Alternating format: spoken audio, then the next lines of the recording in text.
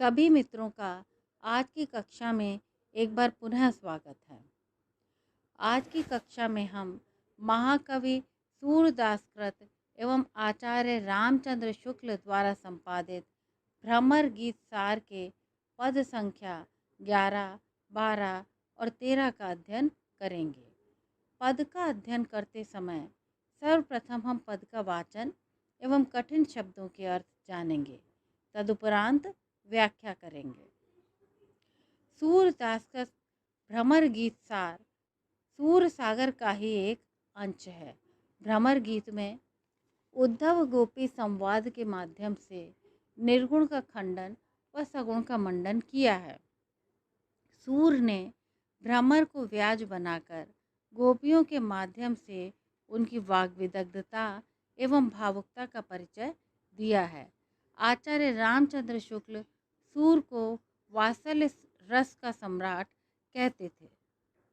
पद नंबर 11। उद्धव मन अभिलाष बढ़ायो, जदुपति जोग जाने जिय साँचो, नयन आकाश चढ़ायो। नारिन पै मोको पठवत हो, कहत सिखावन जोग, मन ही मन अब करत प्रशंसा, है मिथ्या सुख भोग। आयसु मान लियो सिर ऊपर, प्रभु आज्ञा परमान। सूरदास प्रभु पठवत गोकुल, मैं क्यों कहूँ कि आन। शब्दार्थ।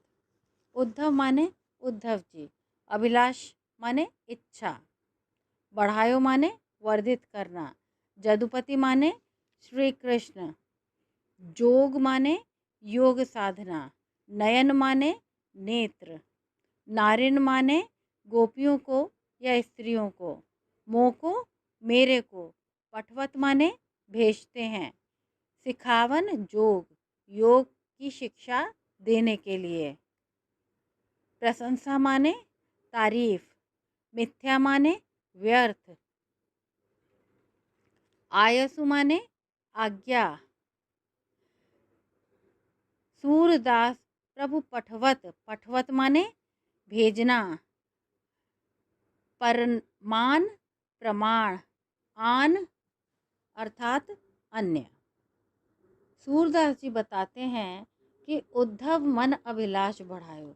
उद्धव जी अपने मन ही मन यह सोचकर अत्यधिक प्रसन्न हो रहे हैं कि कृष्ण ने संभवतः योग की महत्ता को स्वीकार कर लिया है और इसी कारण मुझे गोपियों को समझाने के लिए ब्रज में भेज रहे हैं। उद्धव की इसी मनः स्थिति का निरूपण वर्णन सूरदास जी ने प्रस्तुत पद में किया है। उद्धव मन अभिलाष बढ़ायो, जदुपति जोग जाने जिय साँचो, नयन आकाश चढ़ायो। उद्धव जी मन ही मन बहुत आनंदित थे कि अंततः कृष्ण ने योग की सर्वोच्चता को स्वीकार कर ही लिया। योग साधना के मार्ग को सच्चा समझकर ही वे उन्हें ब्रज में गोपियों को योग की शिक्षा देने के लिए, योग का उपदेश देने के लिए भेज रहे हैं।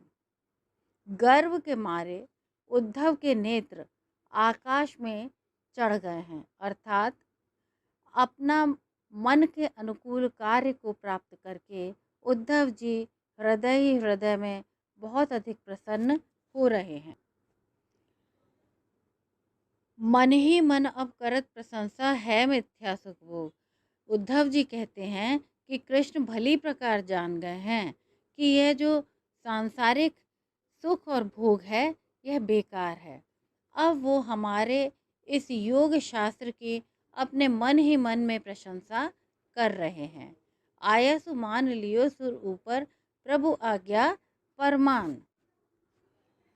ऐसा विचार कर उद्धव श्री कृष्ण की आज्ञा को शिरोधार्य मानकर ब्रज में जाने का निश्चय कर लेते हैं। सूरदास प्रभु पठवत गोकुल, मैं क्यों कहूँ कि आन। सूरदास जी कहते हैं कि उद्धव जी सोचते हैं कि जब प्रभु श्री कृष्ण उन्हें गोपियों को योग का संदेशा देने के लिए गोकुल में भेज रहे हैं तो फिर वो वहाँ जाने के लिए भला मना क्यों कहें। वो वहाँ किसी दूसरे को भेजने के लिए क्यों कहें? अर्थात जब वो ये मानते हैं कि श्री कृष्ण उन्हें इस योग्य समझते हैं कि वो ब्रज में जाकर गोपियों को योग की शिक्षा से शिक्षित कर देंगे, इसीलिए वे उन्हें वहाँ भेजना चाहते हैं। इस प्रकार की बातें सोचकर उद्धव जी बहुत अधिक मन ही मन प्रसन्न हो रहे हैं। प्रस्तुत पद में उद्धव के ज्ञान के अभिमान को दिखाया है। उद्धव यह नहीं समझ पा रहे हैं कि ब्रज में उन्हें गोपियों से प्रेम की शिक्षा लेने के लिए भेजा जा रहा है, उनके अहंकार को चूर चूर करने के लिए भेजा जा रहा है। नयन आकाश चढ़ायो मुहावरा है, यानी गर्व से आंखें ऊंची करना। इस पद की तीसरी विशेषता है कि उद्धव को ऐसा लग रहा है कि मानो कृष्ण ने मन ही मन योग की सर्वोच्च सत्ता को स्वीकार कर लिया है, इसीलिए उद्धव बहुत अधिक प्रसन्न हैं। प्रस्तुत पद में ब्रज भाषा का माधुर्य दृष्टव्य है और यह राग कल्याण में गाया जा सकता है। पद संख्या 12। उद्धव प्रति कुब्जा के वाक्य। सुनियो एक संदेशो उधो, तुम गोकुल को जात, ता पाछे तुम कहियो उनसे एक हमारी बात। मात पिता को हेत जान के कान मधुपुरी आए, नाहिन श्याम तिहारे प्रीतम ना जसुधा के जाए। समझो बूझो अपने मन में, तुम जो कहा भलो कीन्हो, कह बालक तुम मत ग्वालिनी, सबे आप बस कीन्हो। और जसोदा माखन काजे बहुतक त्रास दिखाई, तुम्हें सबे मिली दावर दीनी, रंच दया नहीं आई। अरु वृष भानु सुता जो कीन्ही, जो तुम सब जिए जानो, याही लाज तजी ब्रज मोहन, अब काहे दुख मानो। सूरदास यह सुनी सुनी बातें श्याम रहे सिरनाई, इत कुब्जा एक प्रेम ग्वालिनी, कहत न कछु बनी आई। शब्दार्थ। हेत माने प्रेम, माता पिता वास्तविक माता पिता देवकी वसुदेव, मधुपुरी अर्थात मथुरा, नाहिन नहीं है, जाय माने उत्पन्न, मत यौवन में उन्मत्त, त्रास माने भय या डर, दांवर दीनी रस्सी से बांधना, रंच माने लेश मात्र भी, वृषभानुसुता राधा जी, तजी माने त्याग दी, ब्रजमोहन श्री कृष्ण, सिर नाई, नाई माने झुकाना, सिर को झुका लिया। इत माने इधर, कुब्जा मथुरा में रहने वाली एक कुबड़ी दासी, जिसका कुबड़ श्री कृष्ण ने अपने चरण स्पर्श से ठीक कर दिया था। गोपियाँ इसीलिए इससे सौतिया डाह रखती हैं। जब उद्धव जी गोकुल जा रहे थे तो कुब्जा उनसे कहती है कि मेरी ओर से गोपियों को सुनियो एक संदेशो ऊधो, तुम गोकुल को जात। गोकुल की तरफ जाते हुए हे उद्धव जी, एक संदेशा मैं आपको दे रही हूँ, उसे आप ध्यानपूर्वक सुन लीजिए। ता पीछे तुम कहियो उनसो एक हमारी बात। और वहाँ जहाँ आप ब्रज की गोपियों, ग्वाल बाल और नंद बाबा के पास जा रहे हो, वहाँ पहुँचने के उपरांत आप उनसे हमारी एक बात बता दीजिएगा। माता पिता को हेतु जान के कान मत पुरी आए कि श्री कृष्ण अपने माता पिता को भली प्रकार जान कर ही यहाँ मथुरा में आए हैं। यानी वो ये कहना चाहती हैं कि श्री कृष्ण मथुरा में अपने माता पिता के प्रेम को जानकर ही निवास करने के लिए आए हैं। नाहिन श्याम तिहारे प्रीतम, ना जसुदा के जाए। और ये जो श्री कृष्ण हैं, ना तो वो ब्रज की गोपियों के या राधा जी के प्रीतम हैं और ना ही यशोदा माता के आत्मज हैं, उनके द्वारा उत्पन्न किए गए पुत्र हैं। समझो बूझो अपने मन में, तुम जो कहा भलो कीन्हो, बोले भले अपने मन में आप सब भली प्रकार समझ बूझ लीजिएगा कि वहाँ पर जब तक कृष्ण रहे हैं, क्या उन सब ने कृष्ण के साथ अच्छा व्यवहार किया है? कहाँ बालक तुम मत ग्वालिनी, सबे आप बस कीनो, कहाँ तो वो बालक कन्हैया और कहाँ तुम सब बड़ी बड़ी मदमस्त ग्वालिनी। आप सब ने कृष्ण को अपने वश में कर लिया था और जसोदा माखन काजे बहुतक त्रास दिखाई। और वो जो यशोदा माता हैं, उन्होंने जरा जरा सा मक्खन देने के लिए कृष्ण को बहुत अधिक कष्ट दिए हैं। तुम्हारी सभय मिली दावर दीनी, रंच दया नहीं आई। और जब खेल होता था तो खेल खेल में तुम तो जबरदस्ती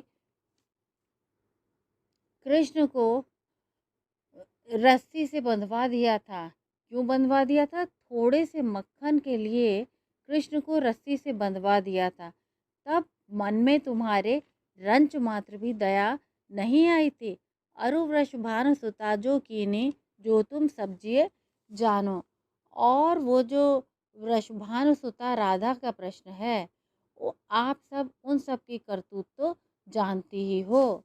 उसकी करतूत पर लज्जित होकर कृष्ण उसे ही नहीं अपितु सारे ब्रज को छोड़कर चले आए हैं। अब इतना दुख क्यों मना रही हो? इत कुब्जा एक प्रेम ग्वालिनी कहत न कछुबनी आई। इस प्रकार कुब्जा, जो कि एक प्रेम ग्वालिनी थी, प्रेम करने वाली ग्वालिन थी, वो अपनी इस प्रकार की सारी बातें कहती जाती है। और इन बातों को सुनते हुए कृष्ण वहाँ सिर झुकाकर बैठ गए, उनसे एक शब्द भी कहते हुए नहीं बना। अर्थात एक और उनसे प्रेम करने वाली कुब्जा थी और दूसरी ओर उनकी प्रेमिकाएं गोपिकाएं थीं। कुछ न कहकर उन्होंने अपने सिर को झुका लेना ही ठीक समझा। प्रस्तुत पद में कुब्जा की सौतिया डाह दिखाई दे रही है। अर्थात कुब्जा गोपियों के प्रति सौतिया डाह रखती हैं, ऐसा स्पष्ट दिखाई दे रहा है। प्रस्तुत पद में ब्रजभाषा माधुर्य गुण पाया जाता है और यह राग सारंग में गाया जाने वाला गेय पद है। पद संख्या 13। उद्धव का ब्रज में आना। कोऊ आवत है तन श्याम, वैसे ही पट वैसी रथ बैठने, वैसी है उर्दाम। जैसी हुती उठ तैसी दौरी, छाणी सकल ग्रह काम। रोम पुलक गद गद भई तिह छन, सोच अंग अभिराम। इतनी कहत आए गए ऊधो, रही ठगी तिह ठाम। सूरदास प्रभु ह्या क्यों आवे, बंधे कुब्जा रस श्याम। शब्दार्थ। तन श्याम, सांवले शरीर वाला। कोऊ माने कोई, वैसे ही पट उसी प्रकार के वस्त्र, वैसी ही रथ बैठने, वैसी ही रथ में बैठने की मुद्रा। दाय माने माला, जैसी होती जैसी थी, तैसी वैसी ही। रोम पुलक अर्थात पुलकायमान होना, रोमांचित होना। तिह क्षण उसी क्षण। अविराम माने सुंदर। ठगी आश्चर्यचकित। कुब्जा रस कुब्जा के प्रेम में आसक्त। गोपियों ने दूर से उद्धव को रथ में बैठे देखा और उन्हें कृष्ण समझ बैठती हैं। उद्धव रथ में बैठकर ब्रज क्षेत्र में आ रहे हैं। दूर से उन्हें आता हुआ देखकर गोपियाँ को आवत है तनश्याम, कहती हैं कि कोई सांवले शरीर वाला आ रहा है। वैसे ही पट, वैसे ही वस्त्र हैं जैसे कि श्री कृष्ण के होते थे। वैसे ही रथ बैठने और उसी प्रकार रथ में बैठने की चेष्टा, वैसे ही है उर्दाम। और उसी प्रकार वो अपने गले में फूलों की माला पहने हुए हैं। जैसी हुती उठ तैसे ही दौड़े। जैसे ही वो जैसी बैठी हुई थी, वो वैसे ही सब कामकाज छोड़कर दौड़ पड़ी। सकल गृह काम, घर के समस्त कार्य छोड़कर दौड़ पड़ी, क्योंकि उन्हें ऐसा आभासित हो रहा था कि रथ में बैठकर श्री कृष्ण वापस आ रहे हैं, क्योंकि दोनों का शरीर यानी उद्धव का और कृष्ण का दोनों ही श्यामल वर्ण के थे और उद्धव ने कृष्ण के समान ही वस्त्राभूषण भी धारण किए हुए थे। रोम पुलक गदगद भई तिहिछन, उनका रोम रोम पुलकित हो गया, आनंदित हो गया और उसी क्षण उनका मन आनंद से भर उठा। वे सोचने लगीं कि संभवतः कृष्ण ही आ गए हैं। इतनी कहत आए गए ऊधो, रही ठगी तिहि ठाम। इतना कहते ही आपस में इतनी चर्चा करते ही कि कृष्ण आ गए हैं, वो कृष्ण की बजाय उद्धव जी को सामने देखने लगती हैं। यानी उद्धव जी उन्हें दूर से आते हुए दिखाई दे जाते हैं। रही ठगी तिहि ठाम, और वे सभी उन्हें देख करके ठगी सी स्थिर हो जाती हैं। सूरदास प्रभु यहाँ क्यों आवे, बंधे कुप जाके रस श्याम। सूरदास जी कहते हैं कि वे सोच रहे हैं कि कृष्ण कुब्जा के प्रेम रस में बंधे हुए हैं, वे भला मथुरा को छोड़कर यहाँ क्यों आने लगे।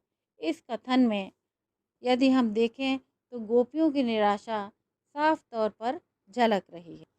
अंतिम पंक्ति में कुब्जा के प्रति गोपियों की सौतिया डाह स्पष्ट रूप से दिखाई दे रही है। कृष्ण के स्थान पर उद्धव को आया देखकर गोपियाँ ठगी सी विजड़ित सी रह जाती हैं, क्योंकि वे तो कृष्ण के आने की आशा कर रही थीं, लेकिन वहाँ सामने निकलते हैं उद्धव। छाण सकल ग्रह काज, यानी गोपियाँ कृष्ण के आने की उत्सुकता में अपने घर के समस्त क्रियाकलापों कार्यों को छोड़कर वैसे ही कृष्ण से मिलने के लिए भागी जाती हैं। रोमांच, कंठावरोध जैसे सात्विक अनुभाव गोपियों के प्रेम की व्यंजना करते हैं। यहाँ भी इस प्रस्तुत पद में ब्रजभाषा है, माधुर्य गुण है, स्मरण एवं भ्रांतिमान अलंकार का प्रयोग किया गया है। इस पद को राग मलार में गाया जा सकता है। यदि आपको पदों की व्याख्या अच्छी लगी हो, समझ में आई हो, तो आप लाइक, शेयर और सब्सक्राइब अवश्य